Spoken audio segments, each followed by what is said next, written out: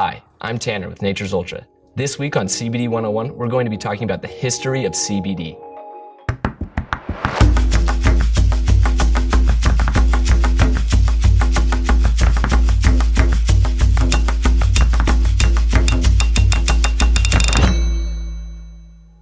CBD may be getting mainstream attention for the first time, but it doesn't mean that it's completely new.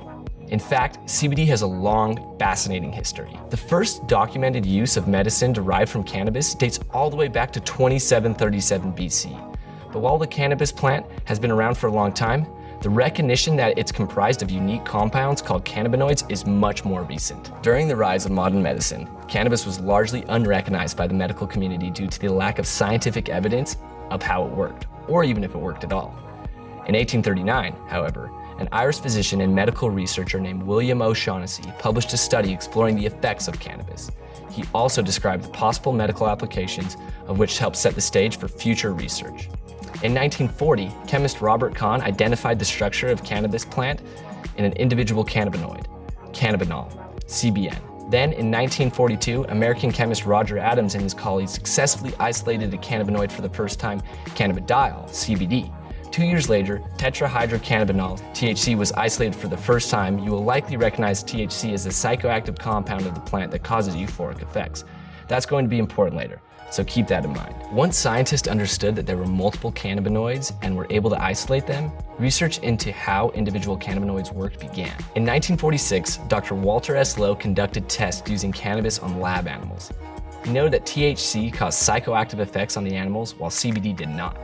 In 1963, Dr. Raphael McCoolum took this research a step further and discovered the stereochemistry of CBD followed by the stereochemistry of THC 1 year later. This revealed a direct relationship between THC and the euphoric effects associated with cannabis and distanced CBD from the mind-altering compound. Unfortunately, stigma surrounding the cannabis plant due to the psychoactive euphoric effects often caused by THC led to restrictions on availability of cannabis, even for academic purposes. It became very difficult to do research on cannabis because possessing it, even for academic purposes, was prohibited. For many years, scientific research on cannabis, and thus CBD, was held back. While cannabis research may have been hindered by stigma, it wouldn't be defeated by it. In 1978, New Mexico became the first state to pass legislation allowing the medical use of cannabis in some form. They did so through the Controlled Substance Therapeutic Research Act, which allowed the use of cannabis through a research program approved by the Food and Drug Administration. In 1996, California became the first state to legalize medical marijuana with the passing of Proposition 215. Many other states soon followed suit. With the legalization of medical marijuana came legal access to cannabis, and that allowed researchers to dive deeper into the study of CBD. Let's jump ahead to the current state of CBD. The 2014 Farm Bill laid the groundwork for the legalization of cultivating hemp and its products, such as CBD, and in 2018, it was expanded upon. According to the 2018 Farm Bill, hemp that contains less than 0.3% THC is legal to cultivate, and products that are derived from it and also contain less than 0.3% THC are legal to sell. This means CBD is federally legal as long as it is hemp-derived and contains 0.3% THC or less. With the widespread legalization of hemp-derived CBD has come renewed interest in it, and CBD oil is now one of the most popular products in the health and wellness industry. At Nature's Ultra, we're strongly committed to creating high-quality CBD products that fully comply with regulations. We have a partner farm in Colorado where we use organic and sustainable farming practices to cultivate the best possible hemp plants.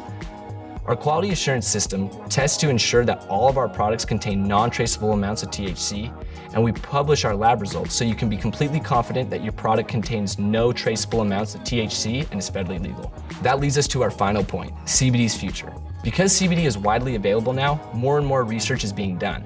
That research will likely lead to more recognition of how CBD can help with people's health and lifestyles.